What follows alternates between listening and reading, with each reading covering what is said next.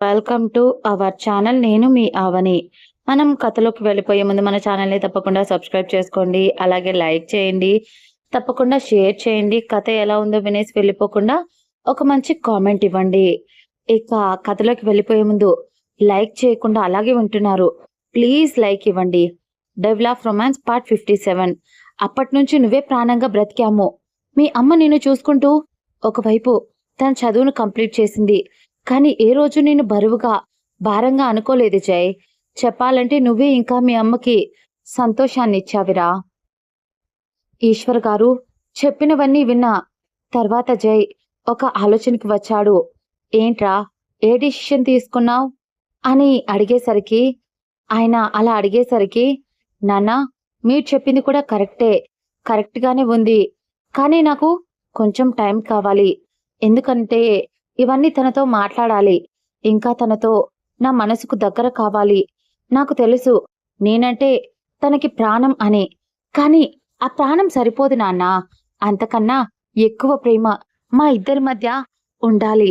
ఎంత ఇద్దరం కలిసి ఉన్నా కూడా సమయం ఇంకా సరిపోకూడదు అని అనిపించాలి. ఇంకా ఇంకా కలిసి ఉండటానికి నా మనసు తనతో ఉరకలు వెయ్యాలి.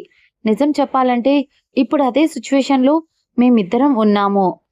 పైగా ఎగ్జామ్స్ ఉన్నాయి కదా నాన్న. కొంచెం దానికి ఎగ్జామ్స్ నుంచి అవి అయిపోయిన తర్వాత ఒకరోజు ఇద్దరం కూర్చొని ఇద్దరం మాట్లాడుకుంటాం. పైగా రేపు మేము కాలేజీకి వెళ్తే ఆ తర్వాత తన పేరెంట్స్ ఇంటి దగ్గరికి వస్తారు అనుకుంటా. పైగా మహేంద్ర నాన్న ఒక 1 అవర్ ముందే నాకు కాల్ చేశారు.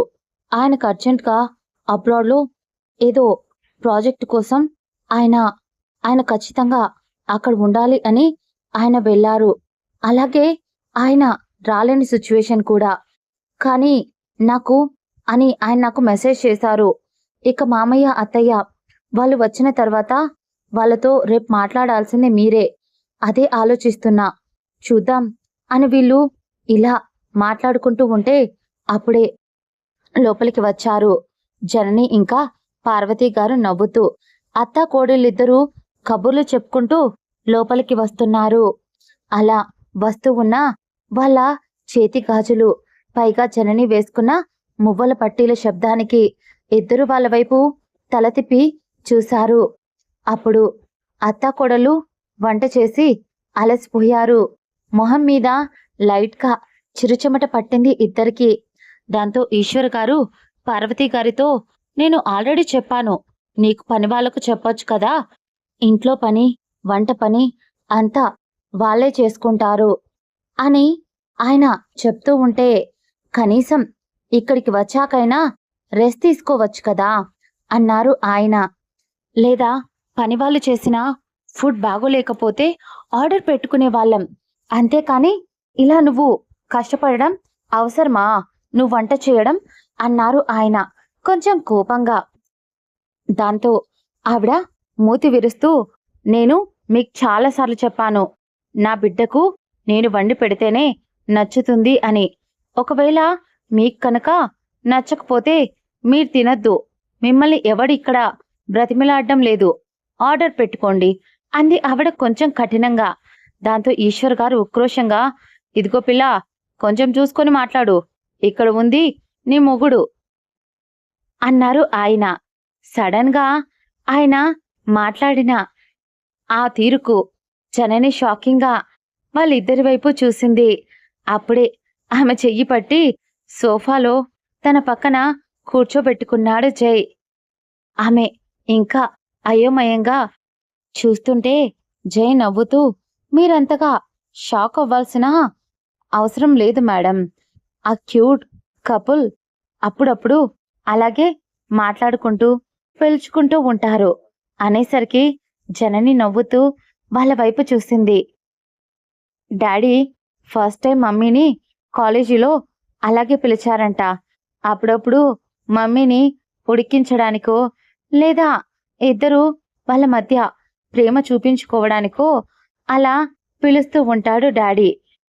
కానీ మమ్మీ ఉడుక్కుంటూ ఉంటుంది అనేసరికి, నిజంగా బావా, అత్తయ్య మామయ్య నిజంగా చాలా క్యూట్ కపుల్ అని అంది జనని నవ్వుతూ. ఆవిడ ముసలోళ్ళు అవుతున్నా కూడా అసలు మీకు బుద్ధి రావడం లేదు అని తిట్టడం మొదలుపెట్టింది. ఈశ్వర్ గారు, ఇప్పుడు నేనేమన్నాననే? నీ మొగుడు నువ్వు కష్టపడుతూ ఉంటే అస్సలు చూడలేడు అని చెప్పడం కూడా తప్ప అని ఆయన అనేసరికి, ఎప్పుడూ ఇంతే కా మీరు మారరు. నేను పోతున్నా, పోయి ఫ్రెష్ అయి వస్తా. నీతో పెట్టుకుంటే నా బంగారానికి ఆకలేస్తుంది అని అంటూ ఆవిడ వెళ్లే ముందు, జన్ని బంగారం, నువ్వు కూడా ఫ్రెష్ అవు తల్లి, ఆ తర్వాత అందరం డిన్నర్ చేద్దాం అనేసరికి సరే అని తల ఊపింది. ఆయన వైపు ఉక్రోషంగా చూస్తూ లోపలికి వెళ్ళింది ఆవిడ. ఆవిడ వెళ్ళిపోగానే, డాడ్, మమ్మీకి కోపం తెప్పించకుండా అస్సలు ఒక్క క్షణం కూడా కామ్గా ఉండలేవు కదా అనేసరికి ఆయన, ఒరే అమ్మకుచ్చి, అప్పుడప్పుడు దాన్ని అలా ఉడికించకపోతే నాకు అస్సలు చెప్పిన మాట వినదురా. కాబట్టి మీ అమ్మకు నాకు అది మామూలే కదా. సరే, త్వరగా వెళ్ళి ఫ్రెష్ అయి రాపోండి, నేను వెళ్ళి మీ అమ్మను బుజ్జగించి వస్తాను అని ఆయన వాళ్ళతో ఎక్కువసేపు డిస్కషన్ పెట్టకుండా అక్కడి నుంచి తుర్రుమన్నారు. తప్పించుకుంటున్న ఆయన చూసి జన్ని ఇంకా ఆశ్చర్యంగా చూస్తుంటే జై నవ్వుతూ, ఏంటి మేడం అన్నాడు. నిజంగా బావా, వీళ్ళ లవ్ వీక్స్లో ఉంది అని అంది. జై గారంగా ఆమె మెడవంపున తలను ఆనించి, నా ప్రేమ ఇంకా ఎక్కువ హైలో ఉంటుంది బంగారం, అది చూపించాలి అనిపిస్తుందే నీ మీద అన్నాడు జై. అతడు ఎప్పుడైతే ఆమె మెడవంపున అతడి తలను దాచేశాడో ఆ క్షణమే ఆమె నోట్లో నుంచి మాట రావడం ఆగిపోయింది. కష్టంగా, బావా ప్లీజ్ అంది. అతడు అసలు వింటాడా? అస్సలు లేదు. నేను కూడా ప్లీజ్ కదే, పాపం కదా అని అంటూ అతడి పెదాలు ఆమె మెడపై నాట్యం చేయడం మొదలుపెట్టాయి. మొత్తం మెడంతా ముద్దలు పెడుతూ అతడు కట్టిన పసుపు తాడు అందంగా మెరుస్తూ ఉంటే దానిపై కూడా ముద్దు పెట్టి ఆమెలోని కంగారులో ఇంకా రెట్టింపు చేస్తూ, బావా మనం హాల్లో ఉన్నాం అని అంది. అతడు ఆమె చెవి దగ్గరికి వెళ్ళి, మనం మన ఇంట్లో ఉన్నాం కాబట్టి మన అమ్మా నాన్న తప్ప ఇక్కడ ఎవ్వరూ లేరు. వాళ్ళు కూడా వాళ్ళ రూమ్లో వాళ్ళ పనిలో వాళ్ళు బిజీగా ఉంటారు. కాబట్టి ఇక్కడ మనం కూడా మన పనిలో బిజీ అవుదాం అనేసరికి, సిగ్గు లేదు బావా నీకు అని అంది అతన్ని మెల్లగా విడిపించుకుంటూ. అతడు నవ్వుతూ లేచి నిలబడి, నీకెలా తెలిసే? నిజంగా నాకు సిగ్గులేదు. ఎవడైనా పెళ్ళాం దగ్గర సిగ్గుపడతాడా అన్నాడు కళ్ళు ఎగరేస్తూ జై. ఆ తర్వాత పైకి లేచి ఉన్నట్టుండి ఆమెను ఎత్తుకున్నాడు. అసలు అతడి చేతుల్లోకి గువ్వ పిట్టలా ఉతికిపోయింది. అతడు గుండెల్లో తల దాచేస్తూ, సిగ్గేస్తుంది అని అంది. అతడు నవ్వుతూ, మన గదికి వెళ్దాం, నీ సిగ్గుపోయేలా నేను చేస్తాను అన్నాడు గారంగా. ఆమె ఏం మాట్లాడకుండా అతని మెడ చుట్టూ చేతులు వేసి గట్టిగా కళ్ళు మూసుకుంది. అతడి బాడీ స్మెల్ ఆమెలో వేల ప్రకంపనలు పుట్టిస్తూ ఉంది. ఆమెను గదిలోకి తీసుకుని వెళ్ళి బెడ్పై పడుకోబెట్టి కళ్ళు మూసుకొని ఉన్న జననిని తేరిపారా చూస్తూ ఆమె పక్కనే పడుకుని ఉన్నాడు విష్ణుమూర్తి, ఫోర్స్లో మన జైబాబు.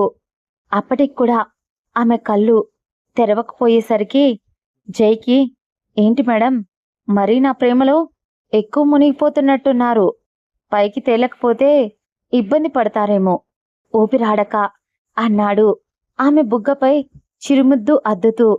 దాంతో జనని కళ్ళు మూసుకొని, నన్ను పిచ్చిదాన్ని చేసేశావు నీ ప్రేమలో అని కళ్ళు తెరవకుండానే అతడి నుదురుపై ముద్దు పెట్టి, నాకు ఈ మూమెంట్ ఇక్కడితో ఆగిపోతే బాగుండు అనిపిస్తుంది బావా.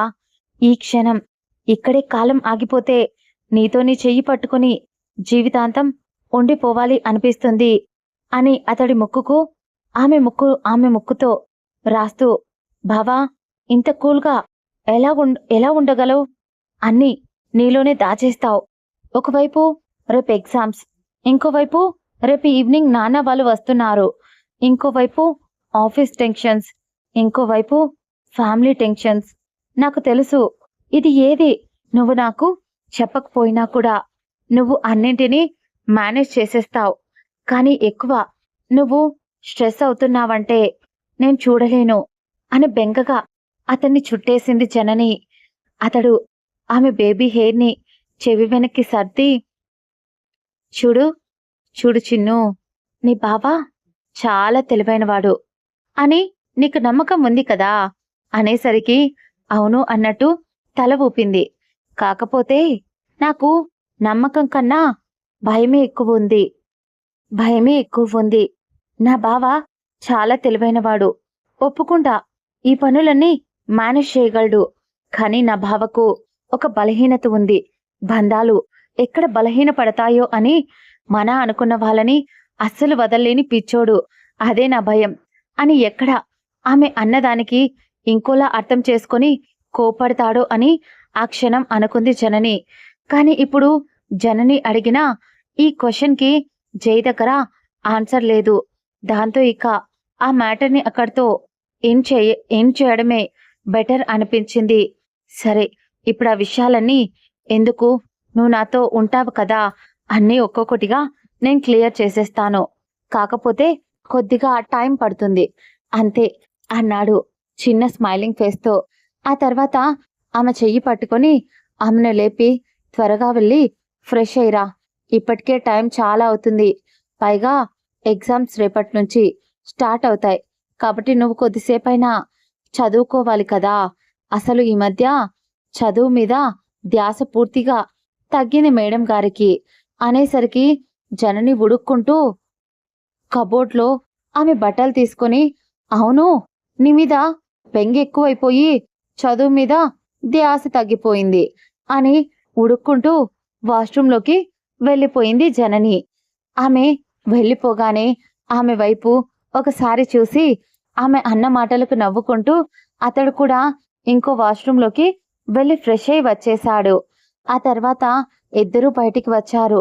బయటికి వచ్చేసరికి ఇక్కడ ఈశ్వర్ గారు కూడా ఆయన సతీమణిని బుజ్జగించి అలసిపోయి ఆకలికి అలమటిస్తూ ఉంటే తన సతీమణి వడ్డించమని అడిగిన తన కొడుకు కోడలు రాందే ఒక్క ముద్ద అన్నం కూడా పెట్టను అంది ఆవిడ.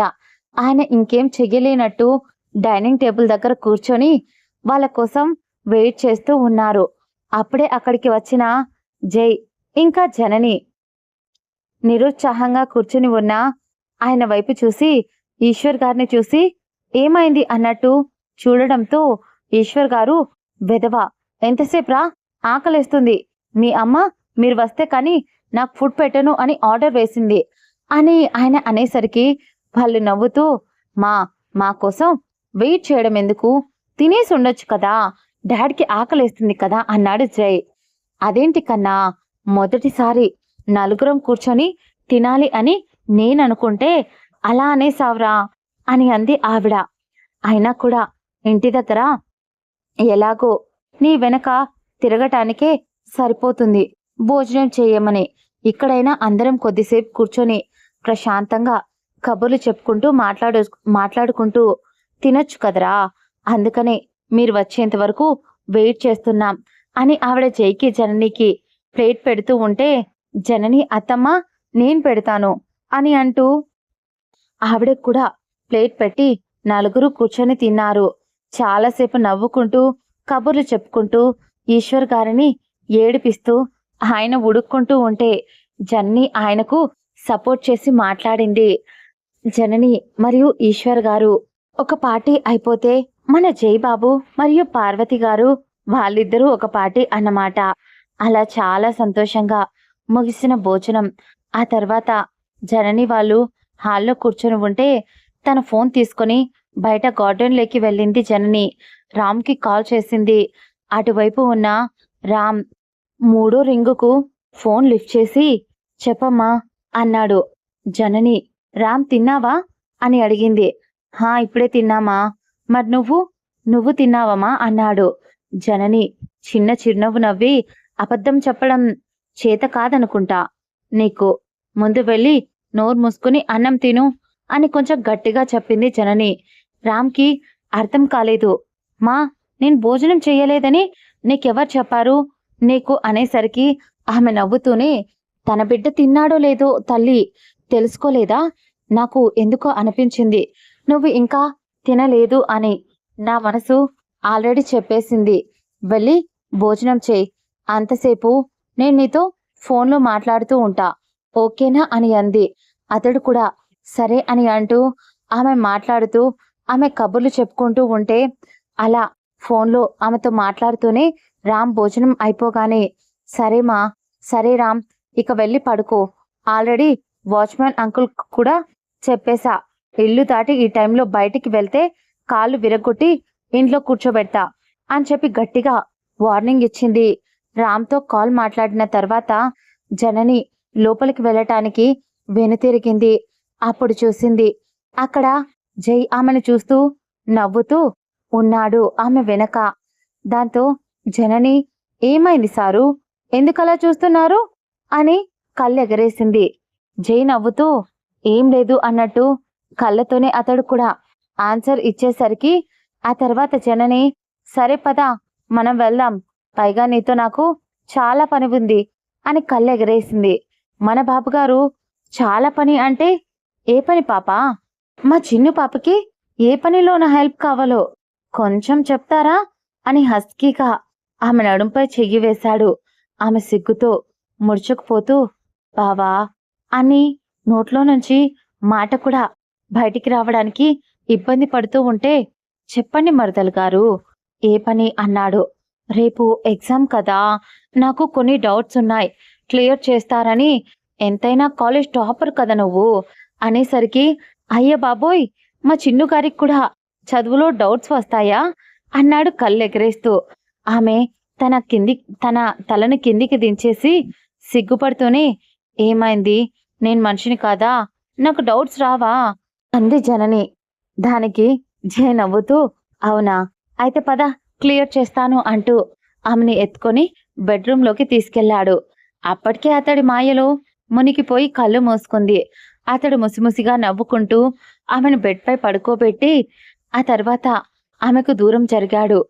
పాపం జనని ఏదో ఎక్స్పెక్ట్ చేసినట్టు ఉంది జై దగ్గర నుంచి, కానీ అక్కడ ఆమె అనుకుంది జరగలేదు. ఆమె నుంచి దూరమైన అతడి స్పర్శకు మెల్లగా కళ్ళు తెరిచి చూసేసరికి అప్పటికే అక్కడ ఆమె పక్కన బెడ్పై కూర్చుని ఆమె ఇందాక చెప్పిన సబ్జెక్ట్ బుక్ ఓపెన్ చేస్తూ ఉండేసరికి మన పాప కొంచెం ఉడుక్కుంటూ దొంగ మొహమోడు కొంచెం కోపంగా ఛీ ఎప్పుడూ ఇంతే, నేను ఎంత దగ్గరగా వెళ్తే అంత దూరంగా నెట్టేస్తాడు. ఇప్పుడు కాదు, ఏదో ఒక రోజు నా ప్లేస్లో నిన్ను ఉంచి ఆడుకోకపోతే చూడు, ఆ రోజు నువ్వే వచ్చి నా కొంగు పట్టుకొని నన్ను వదలవు అని తిట్టుకుంటూ ఉడుక్కుంటూ అయినా నీకు బుద్ధి లేదే, మొగుణ్ణి పక్కనే పెట్టుకొని చదివేంటే, తర్వాతైనా చదువుకోవచ్చు అని తిట్టుకుంది తన్నే తానే.